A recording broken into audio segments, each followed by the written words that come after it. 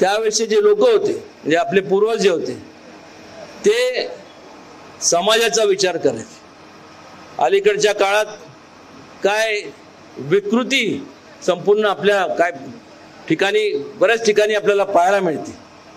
दुर्दैवाने सांगायचं वाटतं की आज समाजाचं नाव सांगायचं समाजाचं आम्ही समाजासाठी करतोय, पण दुर्दैवानेच आणि सांगताना वेदना होतात की व्यक्ती केंद्रित लोक आता काय जे असतात त्यांनी केवळ स्वतःचं मी आणि मी असं म्हणणारे जे लोक आहेत ते कारण असताना वेगवेगळ्या जाती धर्मांमध्ये दरार निर्माण करण्याचं काम ते करत आहे।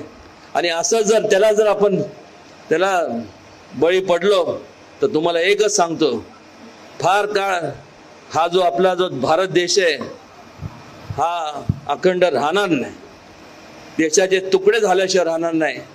या देशाला तारणारा जर कुणाचा विचार असेल तो छत्रपती शिवाजी महाराजांचा सर्व धर्म समभावचाच विचार या देशाला तारू शकतो।